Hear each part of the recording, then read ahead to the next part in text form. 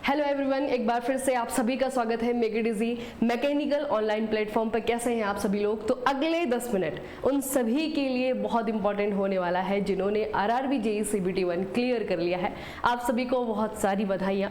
और ये जो बच्चे टॉपिक है ना, ये कंप्यूटर में बहुत इंपॉर्टेंट टॉपिक है और यहाँ से जो है और भी बहुत ज़्यादा टॉपिक निकलते हैं। तो एक तरीके से एक बड़े टॉपिक का बेस हम लोग पढ़ने वाले हैं। ठीक है, तो हम जानेंगे आज नेटवर्क सिक्योरिटी के बारे में, जो कि आरआरबी जेईई सीबीटी 2 में एक बहुत इंपॉर्टेंट टॉपिक रहने वाला है। और मैं आपको कुछ प्रैक्टिस क्वेश्चन भी करवाऊंगी जिससे कि आपका ये कंफर्म हो जाए कि किस तरीके के क्वेश्चन जो है एग्जाम में आते हैं। देखो, नेटवर्क सिक्योरिटी की अगर हम बात करें तो नाम से आपको समझ में आ रहा होगा कि जो नेटवर्क है जिसमें कि हमारा कंप्यूटर है ना, कंप्यूटर जब इंटरनेट से कनेक्ट होकर के काम करता है तो एक नेटवर्क क्रिएट होता है।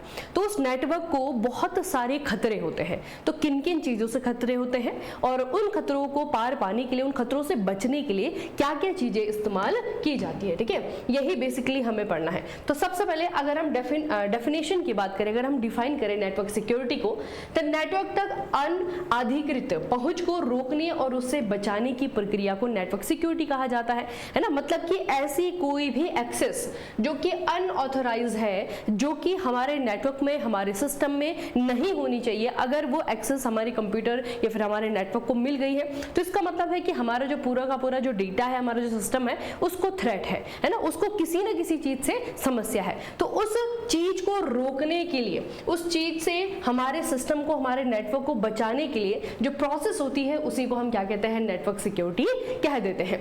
उसके अलावा बच्चे यहाँ पे एक ट्राइड आपको याद रखना है जिसे CIA ट्राइड कहा जाता है। बेसिकली किसी भी नेटवर्क को सिक्योर करने के लिए जो है 3 स्तंभ होते हैं। देखिए, सबसे पहले C आता है कॉन्फिडेंशियलिटी, ठीक है, उसके बाद है आपका इंटीग्रिटी और उसके बाद है आपका अवेलेबिलिटी। देखो, कॉन्फिडेंशियलिटी में आपका बेसिकली क्या होता है कि authorised user can access data.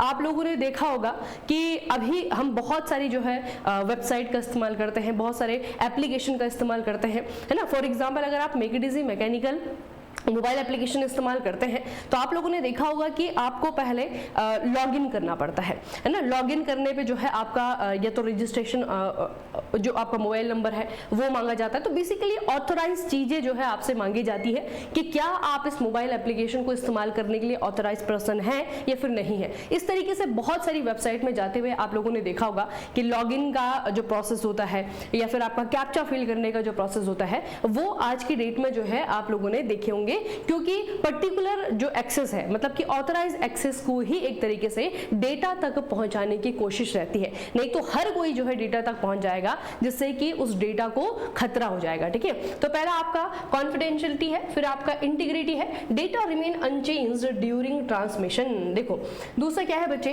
कि जो हम डेटा एक तरीके से एक जगह से दूसरी जगह जब भेज रहे हैं, ठीक है, तो वो जो है आपका अनचेंज्ड का मतलब है कि कहीं उसको ट्रांसमिशन में किसी प्रकार से चेंज ना कर दिया जाए, उसको अमेंड ना कर दिया जाए। ठीक है, तो उसको भी देखना होता है। फिर आपका ये सेकंड जो स्तंभ है वो काम करता है। फिर आपका availability, network is available when needed. ठीक है, नेटवर्क जो है आपका तब अवेलेबल रहेगा जब उसकी जरूरत होती है। ठीक है, तो ये थोड़ा सा याद रखो बच्चे कि नेटवर्क सिक्योरिटी के लिए जो है ये 3 चीजें काम करनी होनी चाहिए, है ना, तब जो है हमारा नेटवर्क पूरी तरीके से सिक्योर रहता है। तो ये CIA ट्राइड है, आपको याद रखना है किस चीज में काम करता है, ये हमारे नेटवर्क को सिक्योर बनाने के लिए काम करता है। उसके बाद है बच्चे आपके मैलिशियस सॉफ्टवेयर। कुछ ऐसे सॉफ्टवेयर होते हैं जो कि हमारे नेटवर्क के लिए, हमारे कंप्यूटर सिस्टम के लिए बहुत ही ज्यादा खतरनाक होते हैं, है ना। उनको बनाया ही इसलिए जाता है ताकि किसी को नुकसान पहुंचाया जा सके, इसीलिए इनको क्या कहा जाता है, मैलवेयर। मैलवेयर का मतलब बेसिकली क्या है बच्चे आपका, यह है मैलिशियस सॉफ्टवेयर। ठीक है, मैलिशियस सॉफ्टवेयर आपके सिलेबस में बहुत इंपॉर्टेंट जो है टॉपिक है सिक्योरिटी का। इसमें कंप्यूटर सिक्योरिटी भी आता है, इसमें आपका नेटवर्क सिक्योरिटी भी आता है और इसी के अंदर एक सब टॉपिक है वायरस। ठीक है, तो वायरस बेसिकली आपका मैलिशियस सॉफ्टवेयर ही है। ठीक है, मैलिशियस सॉफ्टवेयर को ही शॉर्ट करके मैलवेयर बनता है। ठीक है, तो मैलवेयर के प्रकार की अगर हम बात करें तो सबसे ज्यादा जो एग्जाम में पूछा जाता है वो है आपका वायरस। बेसिकली वायरस क्या है, एक कंप्यूटर प्रोग्राम है जिससे कि किसी को हार्म करने के लिए बनाया गया है ना, किसी की सिक्योरिटी, किसी की जो प्राइवेसी है उसको एक तरीके से ब्रीच करने के लिए बनाया गया है। तो ये आपका जो बच्चे वायरस है ये क्या काम करता है, ये एक होस्ट फाइल से जुड़ता है और उसके बाद जो है खुद को रेप्लिकेट करना, खुद की कॉपी बनाना स्टार्ट कर देता है। ठीक है, इस तरीके से जो है पर्टिकुलर चाहे वो होस्ट फाइल जो है आपका किसी भी सिस्टम में हो, किसी भी सिस्टम के लेयर में हो, वहां पे नुकसान पहुंचाना स्टार्ट कर देता है। तो इसकी खासियत होती है कि इसको काम करने के लिए होस्ट फाइल चाहिए होता है। फैलने के लिए यानी कि खुद को स्प्रेड करने के लिए ये आपका मानवीय क्रिया की आवश्यकता होती है। किसी भी डेड जगह में, किसी भी डेड नेटवर्क में, किसी भी डेड डेटा में जो है आपका ये खुद को रेप्लिकेट नहीं कर पाता है। ठीक है, तो इसको जो है खुद को रेप्लिकेट करने के लिए क्या होता है, एक होस्ट फाइल की जरूरत होती है और ह्यूमन एक्टिविटी की जरूरत होती है। ठीक है, याद रखना ये है आपका वायरस। उसके बाद बच्चे इसी के जैसा है ये है आपका वर्म। वर्म बेसिकली क्या है, ये रेप्लिकेट करता है खुद को लेकिन स्वतंत्र रूप से जो है ज्यादा हार्मफुल है, इसको होस्ट फाइल की जरूरत नहीं होती है। ठीक है, खुद को रेप्लिकेट करता है, नुकसान पहुंचाने के लिए जो है खुद की प्रतिकृति बनाता है। ठीक है, तो स्वतंत्र रूप से क्या करता है, नेटवर्क में अपनी नकल बनाता है और इसे होस्ट फाइल की आवश्यकता नहीं होती है। ये एक बड़ा डिफरेंस है वर्म में और वायरस में। उसके बाद है आपका Trojan horse. Trojan horse basically आपका एक ऐसा मैलिशियस सॉफ्टवेयर है जो देखने में तो आपको लगेगा कि इससे तो कोई नुकसान ही नहीं है, लेकिन ये धीरे धीरे धीरे आपके सिक्योरिटी को, आपके डेटा को ब्रीच करता जाता है। ठीक है, तो ट्रोजन हॉर्स बेसिकली क्या है, ये उपयोगी सॉफ्टवेयर के रूप में दिखाई देता है लेकिन इसमें छिपा हुआ हानिकारक कोड जो है आपका वो होता है जो कि हमारे कंप्यूटर के लिए, हमारे सिक्योरिटी के लिए नुकसानदायी होता है। ठीक है, तो ये आपको याद रखना है ट्रोजन हॉर्स। उसके बाद बच्चे आपका स्पाईवेयर आता है। जैसे स्पाई होते हैं ना जासूस, वैसे ही काम करता है। ये बेसिकली हमारी एक्टिविटी को मॉनिटर करता है। ठीक है, हम अपने सिस्टम पे जो भी काम कर रहे हैं उसको मॉनिटर करेगा, नेटवर्क पे जो भी क्रियाविधि हो रही है, जो भी एक्टिविटी हो रही है उसको मॉनिटर करेगा। तो ये क्या काम करता है, जानकारी चुराता है। जानकारी चुराने के लिए गुप्त रूप से यूजर की गतिविधि की निगरानी करता है, उसको मॉनिटर करता है। ये आपको याद रखना है। उसके बाद बच्चे अब नेटवर्क के कुछ एक तरीके से अटैक करने की भी अलग अलग तरीके हैं और उनके अलग अलग नाम हैं। तो जो बहुत ही कॉमनली आप लोगों ने नाम सुने होंगे या फिर बहुत ही कॉमनली जो एग्जाम में पूछे जाते हैं उन्हें हम जल्दी से पढ़ लेंगे। तो सबसे पहले बच्चे आपका हमले का प्रकार है, ये है आपका फिशिंग। आप लोगों ने सुनी थी होंगी इस तरीके की घटनाएं कि एक फेक कॉल आती है। ठीक है, और जो अवेयर नहीं रहते जो लोग, वो जो है इस तरीके की चीजों में फंस जाते हैं। फेक कॉल आती है, अपने आप को किसी ऑथराइज्ड या तो बैंक से कहेंगे या SBI से बात कर रहे हैं, है ना, या फिर किसी और या फिर किसी पुलिस स्टेशन से बात कर रहे हैं। तो इस तरीके से खुद को जो है ऑथराइज ऑर्गेनाइजेशन का बता करके आपसे आपकी जो प्राइवेट चीजें हैं या फिर आपकी जो गुप्त जानकारी है उसको निकाला जाता है। जैसे कि आपसे पूछ लिया कि आपके फोन में OTP आया है बताओ, है ना, या फिर आपको पूछ लिया कि आपका जो बैंक की डिटेल्स है, अकाउंट की डिटेल है वो बताइए। तो इस तरीके से क्या होता है कि ये संवेदनशील डेटा चुराने के लिए फर्जी ईमेल भेजना, ठीक है, मतलब वो पासवर्ड भी हो सकता है, वो आपका वन टाइम पासवर्ड, इस तरीके की जो आपकी चीजें होती हैं उनको चुराने के लिए या फिर आपके जो डिटेल्स है उनको चुराने के लिए जो है आपका फिशिंग का इस्तेमाल किया जाता है। ठीक है, तो बेसिकली बच्चे आपका फिशिंग क्या है, ये आपका एक साइबर क्राइम है। ये आपका क्या है, साइबर क्राइम है। अपनी पहचान छुपा करके किसी दूसरे व्यक्ति से उसके कुछ ऐसी इंफॉर्मेशन ले लेना जिसका कि बाद में क्या कर सकते हैं, उससे उसको फाइनेंशियली या फिर किसी और प्रकार का नुकसान दे सकता है। ठीक है, तो उसको जो है आपका फिशिंग कहा जाता है। उसके बाद में आता है आपका डॉस यानी कि denial of service. Denial of service में बेसिकली क्या होता है बच्चे ना, आप लोगों ने कई बार देखा भी होगा, जैसे कोई वेबसाइट है या फिर आप जो है कभी ईमेल अपना ओपन करो तो एक ही जगह से एक ही तरीके का जो है आपका मेल बार बार जो है आपके इनबॉक्स में आ रहा है ना, या फिर ट्रैफिक को जो है बढ़ाने के लिए जो है आपका डिनायल ऑफ सर्विस का इस्तेमाल किया जाता है, जिससे कि जो सर्वर है वो ढंग से काम न कर पाए, सर्वर को ट्रैफिक से भर देना ताकि वह क्रैश हो जाए, इसको कहा जाता है डिनायल ऑफ सर्विस। उसके बाद में बच्चे आपका तीसरा अटैक है, ये है आपका man in the middle, MITM। ये बेसिकली जो अटैक होता है ये तब होता है जैसे कि दो व्यक्तियों के बीच में किसी प्रकार का सूचना का आदान प्रदान हो रहा है। ठीक है, वो आपका मैसेज भी हो सकता है, वो वीडियो कॉल हो सकती है, वो आपकी इंटरनेट कॉलिंग हो सकती है, या फिर डेटा एक जगह से दूसरी जगह भेजा जा रहा है। तो अगर दो लोगों के बीच में कुछ किसी भी प्रकार का कम्युनिकेशन हो रहा है तो उसको बीच में ही रोक देना, ठीक है। या फिर कह सकते हैं कि दो व्यक्तियों के बीच में जो एक तरीके से जो कम्युनिकेशन हो रहा है उसके बीच में जाकर के जो है उनके बीच में जो भी चीजें इधर से उधर जा रही हैं उसको जो है कैप्चर कर लेना है। तो इसे कहा जाता है आपका मैन इन दी मिडिल। हमलावर दो लोगों के बीच में हो रहे संचार को बीच में ही रोक देता है, ठीक है, ये भी आपको याद रखना है। उसके बाद बच्चे ये जो आपकी फिशिंग की प्रोसेस है ना, अभी मैंने आपको फिशिंग बताया, तो एक साइबर क्राइम है।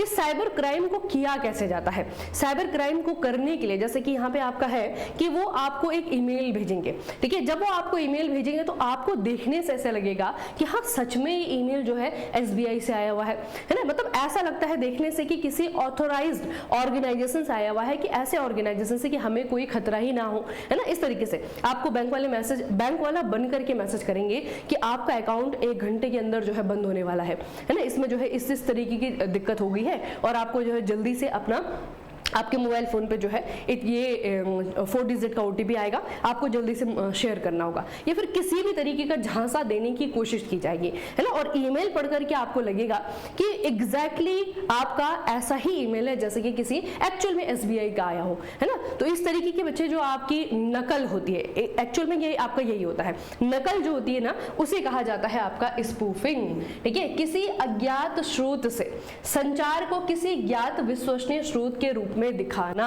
ठीक है। आपको झूठा मेल भेज दिया किसी यूनिवर्सिटी के नाम पे, आपको झूठा मेल भेज दिया आपके नियर बाय जो पुलिस स्टेशन है उनके नाम पे, है ना, या फिर आपको कॉल करके कह दिया कि हम यहाँ से बात कर रहे हैं, है ना। तो इस तरीके से मतलब जो विश्वसनीय ऑर्गेनाइजेशंस है उनके नाम पे जो फेक चीजें जो है आपको भेजी जाती हैं या फिर जो फेक चीज बनाई जाती है उसको क्या कहा जाता है? स्पूफिंग कहा जाता है। तो एक्चुअल में क्या होता है कि फिशिंग करने के लिए, ये साइबर क्राइम है, साइबर क्राइम फिशिंग करने के लिए जो क्रिमिनल होगा वो स्पूफिंग प्रोसेस का इस्तेमाल करेगा, क्योंकि उसको खुद को क्या करना होगा? सच्चा दिखाना पड़ेगा, है ना, ताकि आप उसको बता सके। इसलिए जो है आपको विश्वास में लेकर के वो आपसे आपका पासवर्ड या फिर जो कोई दूसरी चीज जो है वो निकाल पाएगा, ठीक है। तो याद रखो कि स्पूफिंग में और फिशिंग में यही डिफरेंस है, ठीक है। फिशिंग होगी जब आप स्पूफिंग जानते होंगे, है ना। तो स्पूफिंग मतलब क्या है कि एक तरीके से झूठी आइडेंटिटी बनाना, और वो भी किसी ऐसे ऑर्गेनाइजेशन के नाम पे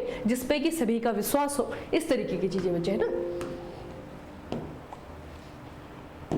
अब देखो, अब हमें लग रहा है कि बहुत सारे थ्रेट हैं, बहुत सारे नुकसान हैं, लेकिन इनसे बचने के उपाय भी हैं।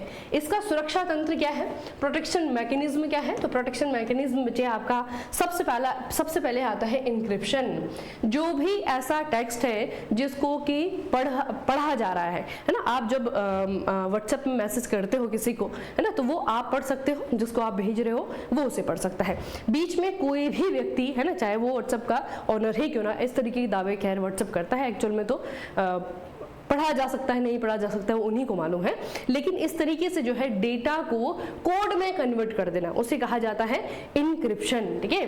पठनीय टेक्स्ट को अपठनीय कोड में बदल देना, मतलब कि ऐसा टेक्स्ट जिसको आप पढ़ पा रहे हो, जिसको रीड कर पा रहे हो, उसको कोड में चेंज कर देना ताकि कोई और उसको पढ़ ही नहीं पाए, पता ही ना चल पाए कि आपकी कम्युनिकेशन में क्या चीज इधर से उधर गई है, ठीक है। तो ये होता है बच्चे आपका इनक्रिप्शन, बेसिकली डेटा पे ताला लगा देना। उसके बाद है आपका एंटीवायरस। एंटीवायरस क्या है? ये सॉफ्टवेयर्स होते हैं, जिस तरीके से हमने अभी देखा वॉर्म्स जो है आपके प्रोग्राम है ना, जिस तरीके वायरस जो है आपके प्रोग्राम है, उसी तरीके से जो है आपके एंटीवायरस भी क्या है? ये सॉफ्टवेयर्स है ना। और ये बच्चे आपके क्या करते हैं ना, इनका काम होता है एक तो हमारे जो सिक्योरिटी है ना, उसको जो है आपका हमारे जो कंप्यूटर है, कंप्यूटर को सिक्योरिटी देना, ठीक है। दूसरा जो है अगर कंप्यूटर में किसी प्रकार का वायरस है, वॉर्म्स है, उसको जो है ढूंढना, ठीक है। और फिर अगर ढूंढ दिया है तो ढूंढ के खत्म करना। तो बेसिकली इसके जो है 3 काम होते हैं। फिर जो है फ्यूचर के लिए आपको सिक्योरिटी प्रोवाइड करना, है ना। तो ये काम बच्चे एंटीवायरस के होते हैं। सिस्टम को हानिकारक सॉफ्टवेयर्स को स्कैन करता है और फिर जो है आपका हटाता भी और प्रोटेक्शन भी प्रोवाइड करता है। ये है आपका एंटीवायरस। उसके बाद बच्चे आपका VPN आता है, वर्चुअल प्राइवेट नेटवर्क। ये बेसिकली क्या होता है? इस नेटवर्क में आपको किसी प्रकार का डर नहीं है। आपकी जो अपनी इंफॉर्मेशन है वो किसी को पता नहीं लग पाएगी कि आप इंटरनेट का इस्तेमाल कहाँ से कर रहे हैं, कैसे कर रहे हैं, ठीक है। तो इस वाले नेटवर्क को कहा जाता है वीपीएन। इसके लिए थोड़ा सा एक्स्ट्रा चार्ज करना पड़ता है, लेकिन ये आपका वीपीएन है। वर्चुअल प्राइवेट नेटवर्क है बच्चे। इंटरनेट पर एक सुरक्षित इनक्रिप्टेड टनल जो है आपका ये बनी हुई है। इसका इस्तेमाल करके आप अपनी बहुत सारी जो पर्सनल चीजें हैं, जो पर्सनल इंफॉर्मेशन है, उसको हाइड करके भी जो है इंटरनेट इस्तेमाल कर सकते हो, ठीक है। तो ये है आपका वीपीएन। उसके बाद है आपका बायोमेट्रिक्स। बायोमेट्रिक्स में आपका बेसिकली क्या होता है कि आपकी जो पहचान है ना, उसको जो है बच्चे आपका एक तरीके से वेरिफिकेशन के लिए इस्तेमाल किया जाता है ना। जैसे कि सिंपल सा है इसमें कि आपका जो मोबाइल है वो कभी कभी जो है आप लोगों ने अगर अपना थंब इंप्रेशन लगाया हुआ है तो बिना आपके थंब इंप्रेशन का वो खुलेगा ही नहीं, है ना। अगर आपने पासवर्ड लगाया हुआ तो पासवर्ड तो ऐसा है कि वो एक तरीके से ब्रेक किया जा सकता है ना, किसी और को पता है तो वो उसे ओपन कर सकता है, लेकिन थंब इंप्रेशन जो है, थंब इंप्रेशन आपका ही है, यूनिक है, तो उसी से जो है ओपन होगा। तो बायोमेट्रिक्स है ना, बायोमेट्रिक्स का मतलब है कि आपके जो शरीर की यूनिक चीजें हैं, जो पहचान है इस तरीके की, उनका इस्तेमाल करके अपने डेटा को सिक्योर करना है ना। तो ये हो गया आपका बायोमेट्रिक्स। देखो, पहचान सत्यापन के लिए उंगलियों के निशान या फिर चेहरे की पहचान का इस्तेमाल करना, यह है आपका बायोमेट्रिक्स। तो ये तो आपके बहुत छोटे छोटे जो है आपके तरीके हैं। अभी मैंने आपको क्या कहा कि किसी एक बड़े जो टॉपिक है उसका हम एक बेस पढ़ रहे हैं, ठीक है। इसमें एक बच्चे बहुत इंपॉर्टेंट चीज आती है जब हम सिक्योरिटी की बात करते हैं, फायरवॉल। पिछली बार जो है आरआरबी जेईई सीबीटी 2 में लगातार जो है 3 क्वेश्चन आए थे सिर्फ एक ही टॉपिक से, वो था आपका फायरवॉल, ठीक है। तो नेक्स्ट इस सीरीज में जो है बने रहिएगा। नेक्स्ट जो सेशन होगा उसमें मैं आपको फायरवॉल के बारे में ही बताऊंगी। वायरस को भी हमें बहुत अच्छे से पढ़ना है क्योंकि वायरस की भी टाइप होते हैं, है ना। लेकिन फिलहाल आपको ये समझ में आ गया होगा कि नेटवर्क सिक्योरिटी क्या होती है। इसमें जो चीजें हमने पढ़नी है वो क्या क्या चीजें पढ़नी है ना, थ्रेट किससे है, कैसे बचना है, ये चीजें जो है आपको पता होनी चाहिए, ठीक है। अच्छा, अब क्वेश्चन जो आपके आते हैं जैसे कि निम्नलिखित में से किस मैलवेयर को फैलने के लिए होस्ट प्रोग्राम की आवश्यकता नहीं होती है? नहीं होती है, वर्म को नहीं होती है, ठीक है। उसके बाद आपका क्वेश्चन है कि नेटवर्क सुरक्षा के लिए कौन सी टेक्नोलॉजी जैविक लक्षणों का इस्तेमाल करती है? जैविक लक्षण यानी कि बायोलॉजिकल ट्रेट। बायोलॉजिकल ट्रेट का इस्तेमाल कहाँ पे होता है? बायोमेट्रिक्स में होता है, क्योंकि हमारे जो रेटिना का जो एक तरीके से पैटर्न है या फिर हमारी जो उंगलियों का जो पैटर्न है वो यूनिक है ना। तो हमारी जो बायोलॉजिकल ट्रेट्स है उसका इस्तेमाल करके हमारे ऑनलाइन डेटा को, हमारे डिजिटल डेटा को सिक्योर करना, इसे क्या कहा जाता है? बायोमेट्रिक्स कहा जाता है, ठीक है। तो इस तरीके की जो है आपके ये सैंपल क्वेश्चन है जो कि आपको याद रखने हैं। और अब तो बच्चे आपका रिजल्ट आ चुका है, तो अब तो कोई दोहरा नहीं है कि बहुत जल्दी एग्जाम हो जाएगा। तो जल्दी से जल्दी आपको अगर 1 महीने के भीतर पूरा का पूरा आरआरबी जेईई सीबीटी 2 के लिए जो नॉन टेक्निकल वाला पोर्शन है 50 नंबर का, वो तैयार करना है, तो make it easy mechanical mobile application पे जाइएगा और वहां पे जो है आपका लाइव क्रैश कोर्स चल रहा है जिसमें कि आपका साइंस है, आपका कंप्यूटर है, आपका इन्वायरमेंट है, आपका जीके है, करंट अफेयर है, सब कुछ जो है आपको करवाया जा रहा है। उसके अलावा सिर्फ इन्वायरमेंट और कंप्यूटर पढ़ने के जो इच्छुक बच्चे हैं जिन्होंने कि ऑलरेडी जीके पढ़ लिया है या फिर साइंस जिनका बहुत अच्छा है, आपको सिर्फ अगर कंप्यूटर इन्वायरमेंट पढ़ना है तो आपके लिए बच्चे ये भी एक ऑप्शन अवेलेबल है, ये भी आपको मेक इट इजी मैकेनिकल पर ही मिलेगा। उसके अलावा जो है सिर्फ इन्वायरमेंट पढ़ने वाले बच्चे, क्योंकि बहुत ज़्यादा इंजीनियर हैं, तो इंजीनियर जो है ऑलरेडी कहीं ना कहीं बच्चे कंप्यूटर तो लगभग जो है आजकल कंप्यूटर लिटरेसी काफ़ी ज़्यादा है, तो लगभग जो है बच्चे जानते हैं और इसमें जो है बहुत ज़्यादा जो है डिटेल में भी नहीं आता है ना। तो इस तरीके से जो है कुछ बच्चे हैं जो कि कंप्यूटर कर सकता है। अगर सिर्फ इन्वायरमेंट आपको पढ़ना है तो उसके लिए भी आपको एक ऑप्शन दिया हुआ है ई बुक के फॉर्म में, ठीक है। तो इतने सारे ऑप्शन हैं आपके आरआरबी जेईई सीबीटी 2 को क्लियर करने के लिए। अब आपके हाथ में चॉइस है कि आप कैसे अपने जो 50 नंबर का जो पोर्शन है उसको तैयार करते हो, ठीक है। और बाकी सीरीज तो आपके लिए चलती रहेगी। अगले जो है सेशन में हमको यही टॉपिक बचे और अच्छे से पढ़ना है ना, क्योंकि इस टॉपिक में बहुत सारी चीजें हैं जो कि एग्जाम में आती हैं। चलिए फिर आज का सेशन हम यहीं पे समाप्त करते हैं, मिलेंगे आपको नेक्स्ट सेशन में। तब तक के लिए पढ़ते रहिए, अपना खूब सारा ख्याल रखिएगा। आप सभी का बहुत बहुत धन्यवाद।